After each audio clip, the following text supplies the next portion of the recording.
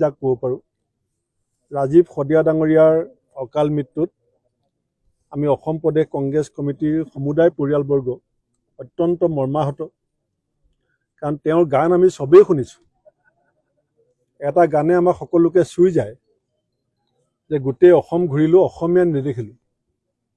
অৰ্থাৎ আমাৰ মাজত জাত পাত ধৰ্ম ভাষাৰ মাজেদি যিটো বিভাজন সৃষ্টি কৰা ষড়যন্ত্ৰ, সেই ষড়যন্ত্ৰৰ বিৰুদ্ধে ৰাজীৱ শদিয়াৰ যিটো শক্তিশালী কণ্ঠ আছিলে যে অসমীয়াত্ব কি, অসমীয়া জাতিৰ সংজ্ঞাটো তেওঁ নিজৰ শুৱলা কণ্ঠৰে যেনেকৈ বুজাবলৈ চেষ্টা কৰিছিলে, বিশেষকৈ নতুন প্ৰজন্মৰ মাজত সেই গানটো যথেষ্ট জনপ্ৰিয়তা লাভ কৰিছিল। আৰু যিবিলাক কাম আমি বহুতে গোট খাই পেলাই কৰিব নোৱাৰোঁ, সেইবিলাক তেওঁ অকলশৰীয়াকৈ এটা এটা গানৰ মাজেদি এটা এটা ডাঙৰ ডাঙৰ বাৰ্তা জাতিক দিছিলে।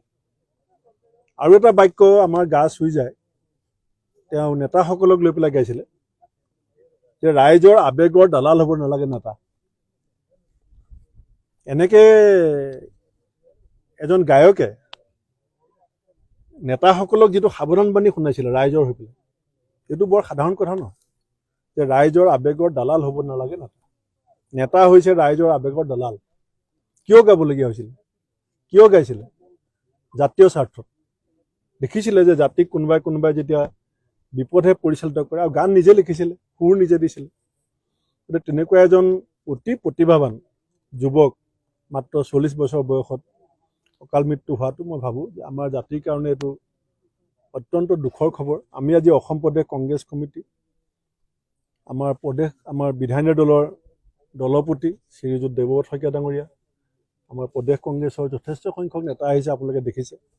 তিনিচুকীয়া জিলা কংগ্ৰেছ, ধেমাজি জিলা কংগ্ৰেছ, শিৱসাগৰ জিলা, আমাৰ ডিব্ৰুগড় জিলা কংগ্ৰেছ, আমাৰ শদিয়াৰ সকলো কংগ্ৰেছ দলৰ নেতা কৰ্মী আমি আজি আহি তেখেতৰ পৰিয়ালক সমবেদনা জনাইছোঁ। আৰু আমাৰ কৰ্মীসকলে সকলোৱে আমি মিলি, বিধায়কসকল, সাংসদসকল, আমি দলৰ ফালৰ পৰা এককালীনভাৱে 2 লাখ টকা এটা পৰিয়ালটোলৈ সাহাৰ্য আগবঢ়াইছোঁ। আৰু পৰিয়ালটোৰ এটা ডাঙৰ চক্ৰান্তৰ বলি হৈছে। অত্যন্ত এইটো চৰকাৰৰ কাৰণে এইটো ডাঙৰ প্ৰত্যাহ্বান। কাৰণ শদিয়াৰ তিনিচুকীয়াৰ মানুহে ৰাজীৱ শদিয়াক কিমান ভাল পায়, সেইটো তেওঁৰ শেষ যাত্ৰাত আমি দেখিছিলোঁ। আপোনালোকে টিভিত দেখাইছিলে কেনেকৈ হাজাৰ হাজাৰ মানুহ তেওঁৰ শেষ যাত্ৰাত চকু পানী টুকি টুকি আহিছিল। সেই পৰিয়ালটো এতিয়া এচাম দুষ্ট চক্ৰৰ ষড়যন্ত্ৰৰ বলি হৈছে।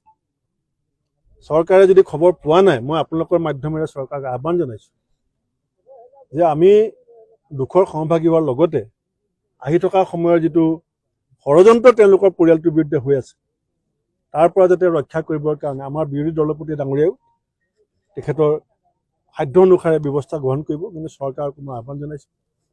আৰু পৰিয়ালটোৰ যিটো অৱস্থা মই দেখিছোঁ, চাগিলে ৰাজীৱে জাতীয়তাবাদী কথাবিলাক বৰ খোলাকৈ কোৱাৰ কাৰণেই বেছি আগবাঢ়িব পৰা নাছিলে। এই যে নেতা ৰাইজৰ আৱেগক লৈ দালালি কৰে বুলি কৈ পাইছিলে গানত, চাগিলে এইবিলাকেই হয়তো ৰাজীৱ আৰ্থিক দিশত আগবাঢ়ি যোৱাত অসুবিধা হৈছিলে। কাৰণ ইমান শুৱলা কণ্ঠ, ইমান শক্তিশালী কণ্ঠ, কিন্তু ইমান দুখ আৰু যন্ত্ৰণাৰ মাজত পিতৃ কেনেকুৱা ঘৰত আছে, গতিকে এই কথাখিনি আমি সকলোৱে নিশ্চয় চকু ৰাখিব লাগিব। আৰু আমি সকলোৱে মিলি এই পৰিয়ালটোক আমি বিপদৰ সময়ত সহায় কৰিম। এইখিনিকে মই সমবেদনা জনোৱাৰ স্থলীত তেওঁৰ শ্মশানৰ কাষত আহি পেলাই মই কৈছোঁ।